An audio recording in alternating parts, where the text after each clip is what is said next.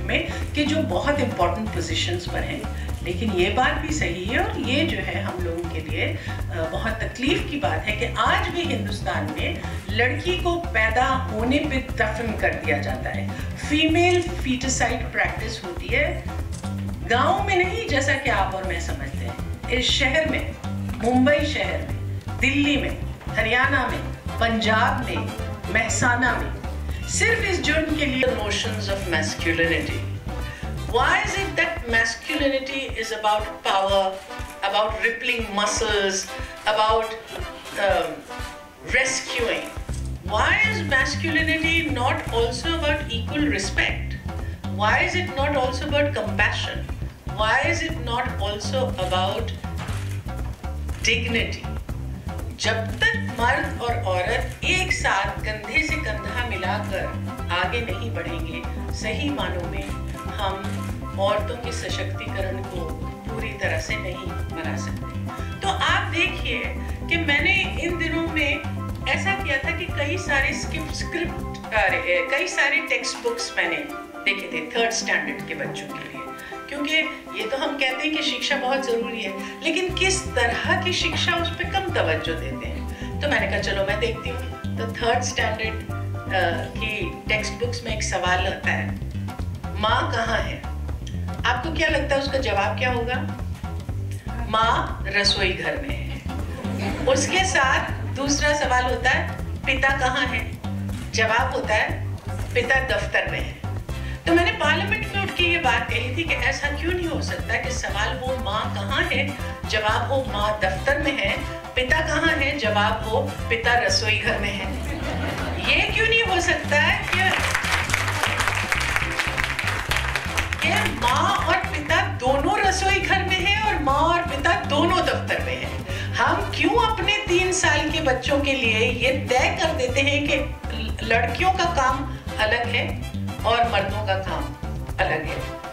इस माइंडसेट को हमको चेंज करना पड़ेगा, क्योंकि हमारा जिस तरह का पेट्रियार्कल सोसाइटी है, जिसमें आज भी लड़के के पैदा होने पर लड्डू बहाए जाते हैं और लड़की के पैदा होने पर आंसू बहाए जाते हैं, हमको अपना ये सोचने की जो जहनियत है उसको बदलना होगा। उसके बदलने के लिए हमको कुछ कदम उठाने पड़ेंगे, जिसमें लड़की और लड़के का जो रिश्ता है उसके अंदर जो हायरार्की है उसको चेंज करना पड़ेगा, so that it becomes not about the powerful wielding power on the weak, but it becomes a sharing of power.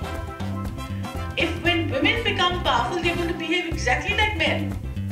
There's going to be no change in our society. The fact that we are women should inform our attitude towards the world. मैं समझती हूँ कि मर्द और औरत एक दूसरे से अलग हैं। मैं ये नहीं कह रही हूँ कि बेहतर हैं, मैं ये नहीं कह रही हूँ कि कमतर हैं, मगर मैं समझती हूँ औरतों का सोचने का तरीका अलग है, और वो जो अलग तरीका है सोचने का उसको हमको डिबेट में लाना है। हमको ये कहना है कि चाहे वो इन्वायरमेंट हो, चाहे वो मेडिसिन हो, चाहे वो पॉलिटिक्स हो, चाहे वो न्यूक्लियर एनर्जी हो, हमारा सोचने का तरीका डिफरेंट है और उस सोचने के तरीके में हमको शामिल कीजिए। लेकिन कुछ भी ऑटोमेटिकली नहीं होगा। मैं आपको एक बहुत सैड किस्सा बनाती हूँ। ये जब निर्भया के बाद ये तय किया था कि नहीं पुलिस स्टेशन में औरतें ही होना चाहिए, औरतें जो है पुलिस अफसर्स होंगी तो बेटर हो, लेकिन औरतों ने भी तो वही पेट्रियार्कल माइंडसेट इंटरनलाइज किया है। तो एक औरत को उसके पति ने बहुत बुरी तरह से मारा था, उसकी आंख फूट गई थी, उसका हार्ट टूट गया था, तो वो डर रही थी और जाना नहीं चाह रही थी पुलिस के पास।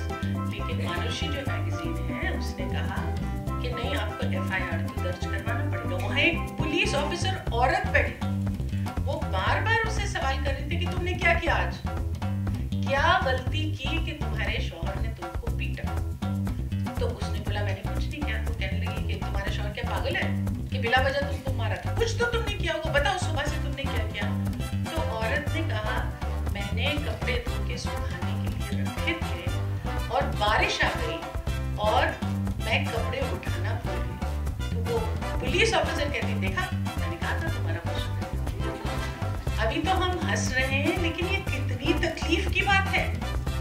इस तरह से हमारे सोसाइटी में कितनी औरतें हैं जिनके माँ बाप के पास वो जाती हैं और कहती हैं कि मेरे शौहर ने मेरे ऊपर हाथ उठाया। कहते हैं शौहर ही हुए, एक थप्पड़ मार दिया तो क्या हुआ, उसके लिए आप शादी थोड़ी छोड़ के आ सकते हैं। तो ये एक्सेप्टेंस ऑफ वायलेंस हमारे डीएनए में आ चुका है।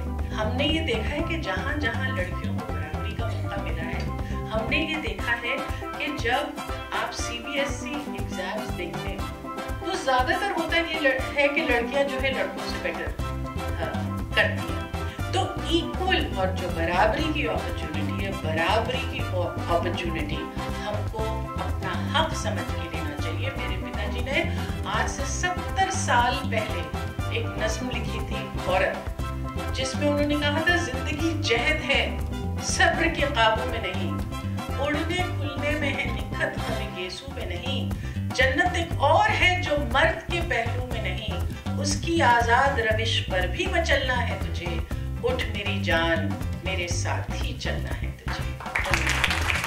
तो जब हम महिलाओं के बारे में सोचते हैं तो हिंदुस्तान में एक तरफ से हमारी प्राइम मिनिस्टर महिला रह चुकी हैं, हमारी प्रेसिडेंट महिला रह चुकी हैं, बहुत सारे इम्पोर्टेंट पोजीशंस में महिलाएं हैं।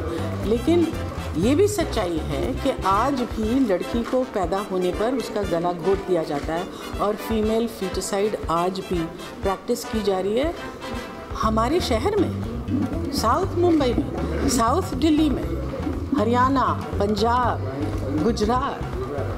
तो ये स्थिति जो है चेंज होना बहुत ज़रूरी है। कोई भी समाज, कोई भी मुल्क अपने आप को सभ्य नहीं कह सकता अगर उसकी 50% आबादी जो उसकी महिलाएं हैं वो पीछे रह जाएं। इसलिए ज़रूरी है कि हम बराबर का मौका अपनी महिलाओं को दें, बराबर का मौका अपनी लड़कियों को दें, उनकी तालीम की फ़िक्र करें, उनके किसी तरह की उनके पास सलाहियत होनी चाहिए जिसके ऊपर वो अपने पाँव पे खड़ा हो सके।